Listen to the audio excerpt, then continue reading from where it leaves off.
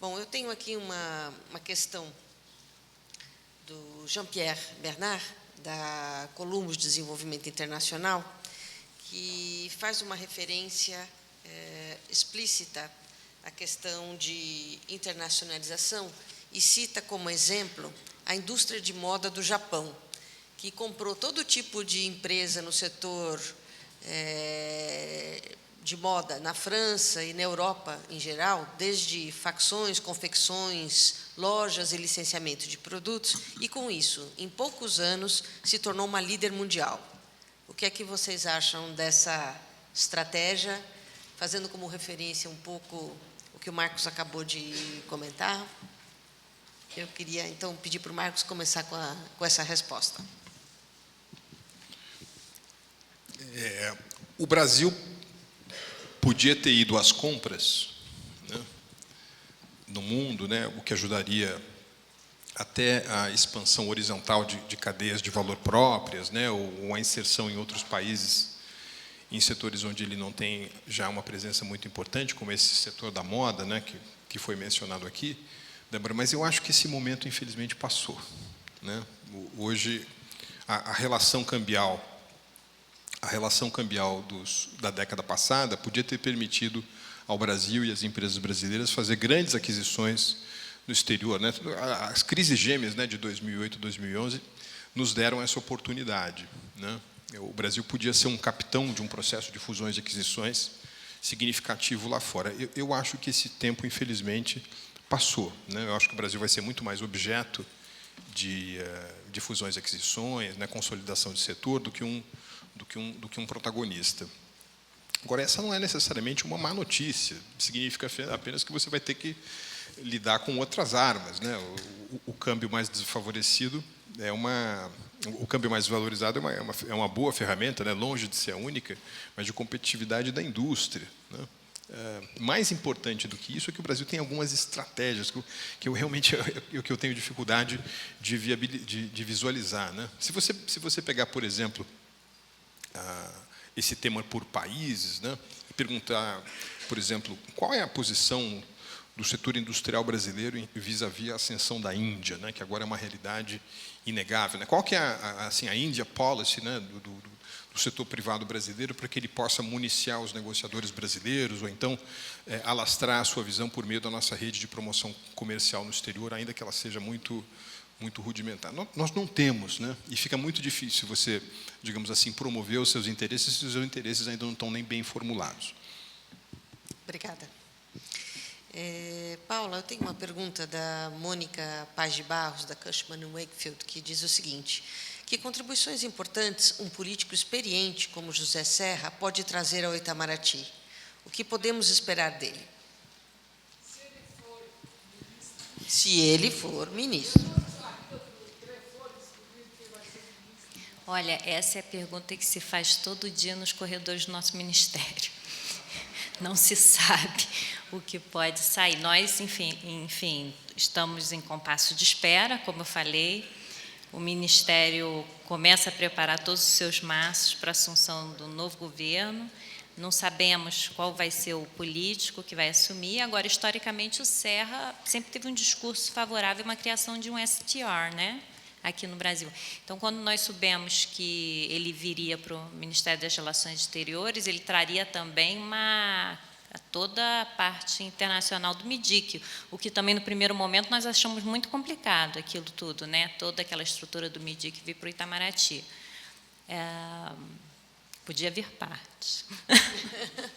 Mas, enfim, nós não sabemos quem vai, mas a expectativa nossa é que venha alguém com certamente com um matiz.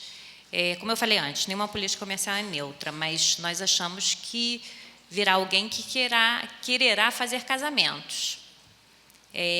Como a Vera disse, minha impressão é que será casamentos com quem quiser casar conosco. E aí eu trago um pouco o que o Trujillo falou. Não basta o Brasil querer. Para ter um casamento, precisa as duas partes, né? Então, resta saber qual será o apetite, por exemplo, dos Estados Unidos, em sentar na mesa conosco e fazer um acordo comercial com o Brasil, por exemplo, né? Não basta aqui dentro também chegarmos à conclusão que é isso, tem que ter o outro lado também disposto a negociar. E qual político que vai fazer, se será político, se será embaixador como chefe da casa, nós não sabemos, mas a expectativa é que seja uma posição mais ofensiva, sobretudo aproveitando esse momento, como eu já falei antes, do Mercosul, que parece muito promissor, né? Se num primeiro momento os argentinos ainda estão com o discurso, porque no discurso eles estão liberalizantes, mas a situação na Argentina está muito difícil. Então, na prática, a prática negociadora, quando você vai para a mesa e senta no Intra-Mercosul, os negociadores, parte deles ainda são do governo passado, com o discurso passado, eles têm um período aí de adaptação, né? De conhecer o governo, de conhecer tudo o que foi feito nesses últimos anos de kirchnerismo. Então, mas a perspectiva de cada vez uma postura mais ofensiva dos nossos parceiros também. Paraguai e Uruguai, o Uruguai está querendo ir adiante nas negociações internacionais, né? Põe bastante pressão sobre todos os outros também. E Paraguai, nós acreditamos também que vai nessa linha. Então, é um momento promissor dentro do Mercosul que, quem quer que seja o chefe do Itamaraty, nós esperamos que aproveite. Obrigada. E posso fazer só um comentário sobre a questão do Japão? Eu servi no Japão. É impressionante como a estratégia japonesa se repete desde o fim do shogunato. Quando acabou o shogunato no Japão, o que os japoneses fizeram? Em 1868, mandaram os melhores cabeças para o exterior, trouxeram os principais técnicos, os principais pensantes em várias áreas, trouxeram para o Japão, abriram universidades, investiram forte e compraram o que puderam comprar também. Isso se repetiu com eletrônicos mais tarde, isso se repetiu com moda. Eu tive a oportunidade de ir numa universidade de moda no Japão, em que lá dentro você olhava, eram todos professores estrangeiros que eles tinham captado no exterior e trazido. Então, é uma estratégia que vem se repetindo desde o fim do shogunato. Eles vão lá fora, trazem as melhores cabeças, mandam os seus melhores pensadores para encontrar os melhores e trazem e digerem do jeito japonês, que é um jeito pelo consenso, bastante diferente do nosso, e criam um novo modelo interno. É de se tirar o chapéu, não é o nosso modelo, né? E concordo com o Truerro, esse modelo de fusões e aquisições para o Brasil é complicado agora. Obrigada. Obrigada, Paula. Marcos, você queria fazer um comentário? O senador José Serra ir para o Itamaraty é melhor do que hoje nós temos. O senador José Serra ir para o Itamaraty representa, no entanto, a continuidade dessa visão, a meu ver, equivocada, de que o que importa mesmo são negociações internacionais e que o veículo disso deve ser o Itamaraty. Seria muito melhor fazer isso ou na presidência da República ou num outro órgão que viesse a ser criado e que viesse a congregar, a coordenar atribuições, algumas delas que estão no Itamaraty com gente de extraordinária qualidade, que podem ir para essa nova arquitetura, mas que contaria também com algumas coisas que hoje são feitas pelo Ministério do Desenvolvimento e do Comércio, com a Agência de Promoção de Exportações, com a área de financiamento de exportações do Banco do BNDES e assim por diante. Porque é o seguinte, se o José for chanceler, ele vai ter que fazer um monte de coisas que o ministro das Relações do Exterior tem que fazer e que são para além de comércio e investimentos. Por exemplo, o dia dele vai começar às 8h30 da manhã e ele tem que receber uma delegação de deputadas angolanas que estão promovendo a agenda internacional da mulher africana, que é algo super importante, mas ele vai ter que fazer isso. E, em seguida, às 10h30, ele tem que receber uma delegação de ministros de religião ortodoxa russo-grega, né, por conta do aniversário de 125 anos da presença dessa igreja no Brasil. Ou seja, ele vai ter que cumprir uma agenda que é uma agenda um pouco dispersiva, dado o grau de urgência que o tema da inserção brasileira em comércio e investimentos tem hoje para o nosso país. A Vera quer fazer um comentário? Eu não resisto. Eu estava no meu telefone histericamente para ver quem é ou não. A notícia é que finalmente o vice-presidente vai enxugar os ministérios todos e que o nome, talvez, de Serra não esteja mais lá, talvez já se fala no Aloysio Nunes. Então, eu acho que é importante, o que é? Esqueçam o governo. Vamos pensar qual é a agenda que o Brasil tem que fazer. Precisa fazer uma agenda? Precisa. Qual é a agenda que a gente pode fazer sem governo? Com as associações, com ganchãs da vida, etc. Existe uma agenda de promoção, concordo, existe também uma agenda fundamental, que é isso que eu falei muito, é de trabalhar para barreiras não tarifárias. Esqueçam o acordo, gente, isso qualquer grupo pode ir para os Estados Unidos ou para a Europa para discutir como é que fazer um acordo de reconhecimento mútuo, etc., e depois passar esse assunto para o governo. Existe uma brutal, forte agenda para se fazer, enquanto o Brasil discute quem fica ou não no governo. Gente, esperar em Itamaraty é um erro brutal. A empresa pode fazer muita coisa sem o governo. Isso que é fundamental. Obrigada, Vera. Então, nessa linha, minha última questão do painel vai para o Werner Barral, que é presidente do nosso Comitê de Comércio Exterior, fez aqui uma retrospectiva muito interessante do que nós vivenciamos na nossa política de comércio exterior nos últimos anos, e falou em duas questões que eu acho bem relevantes. Um é a nossa narrativa, né, no sentido de, que também foi retomado pelo Marcos, qual é a formulação de política de comércio exterior que nós gostaríamos de ter. E outro ponto, que inclusive é levantado aqui em mais uma questão do Jean-Pierre Bernard, esperar que as políticas deem frutos pode demorar anos.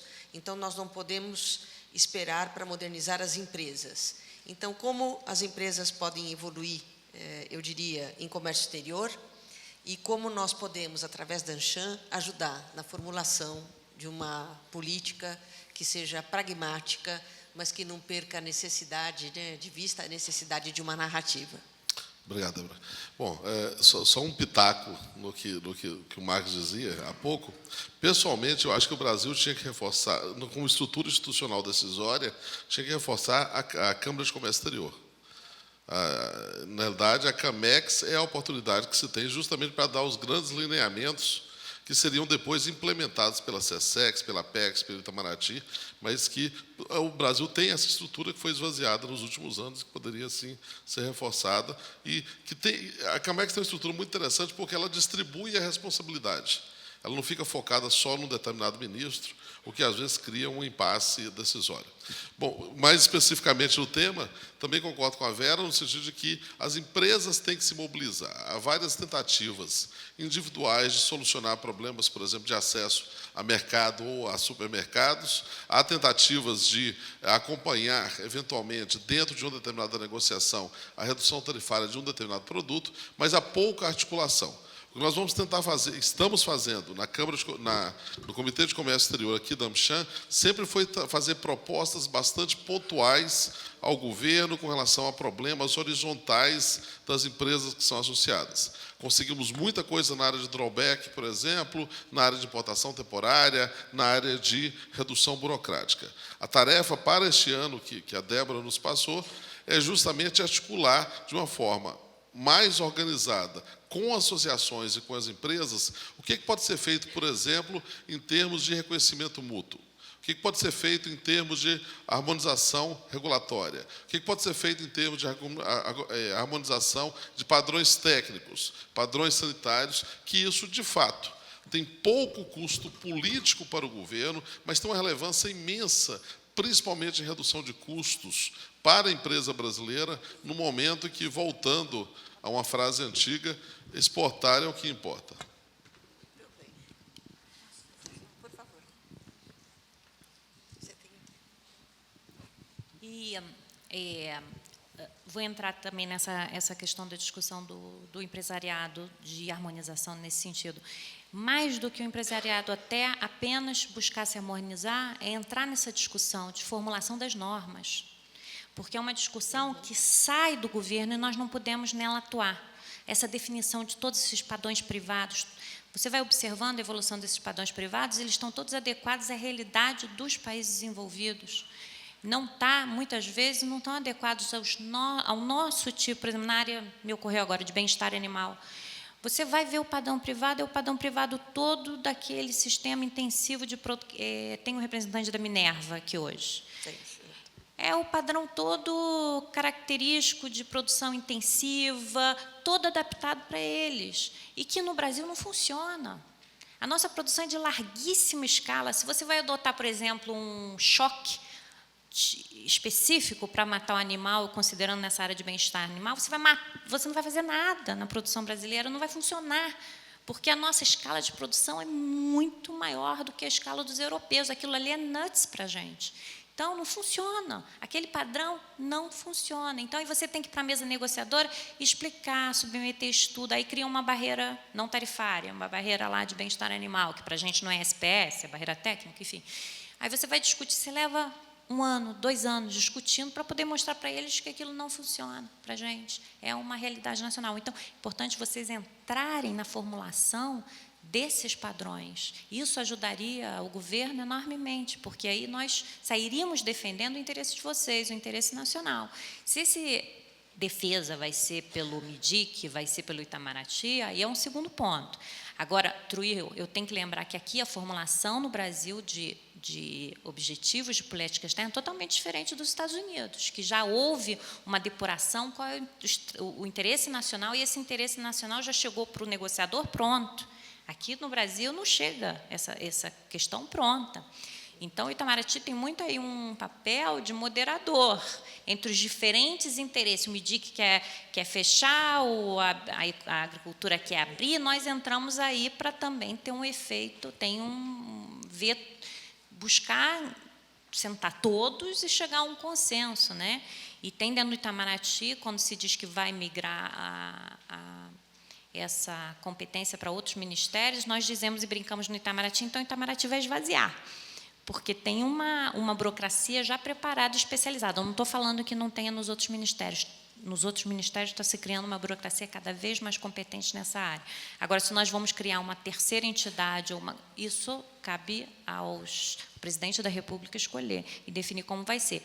Mas nós, sim, precisamos de uma atuação muito mais ao nosso lado do empresariado brasileiro e da academia também. Obrigada.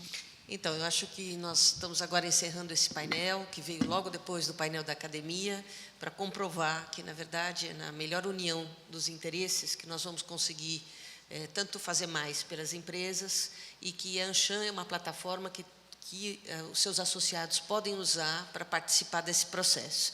E nós vamos agora fazer um breve intervalo de 10 minutos e voltamos com os CEOs e presidentes de associações que estão aqui para nos brindar com as suas ideias hoje. Obrigada.